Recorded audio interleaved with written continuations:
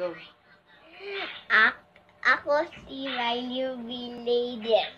Ang aking ina si Evalea. Ang aking ama si Reynald. Kami ay pamilya. Pakita mo ito. Hey guys, welcome to my counting video. I am Riley Villades, grade 1 something. I'm going to count lima na ayun. Ako po ay magbibilang. Ako po magbibilang hanggang sa 5 po. 5 po. So, 1, 2, 3, 4, 5, 6, 7, 8, 9, 10, 11, 12, 13, 14, 15, 16, 17, 18, 19, 20,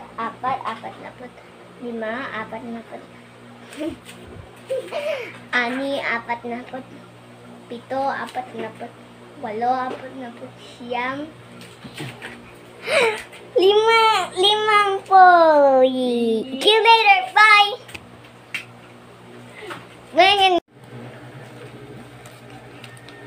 ako ay si Riley Villades. Nanganak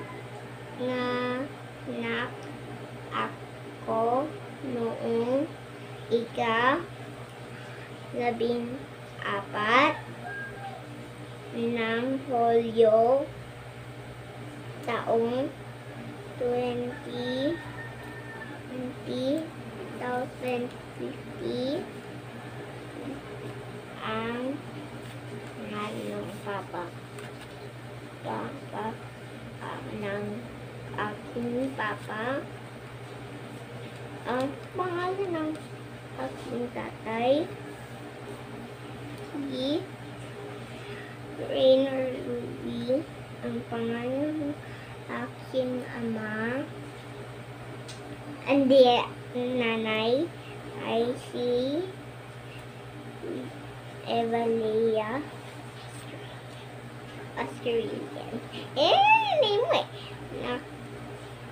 ako ay nakatira sa Domos 1 Cainta,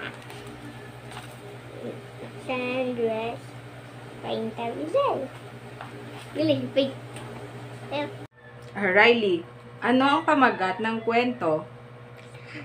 Sa karian ng mga prutas. Very good. Sino sa mga tauhan ang nais mong maihalin tulad sa iyo? Mga bata. Mga Bakit? bata ulit. Bakit mga bata?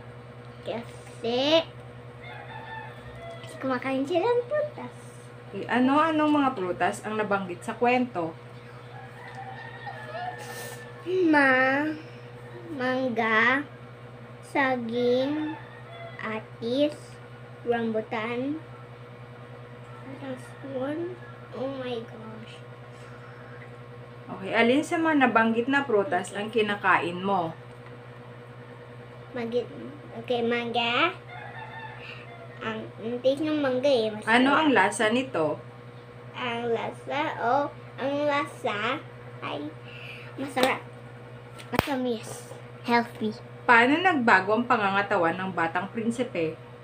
Ang prinsipe, kumain siya ng mga prutas.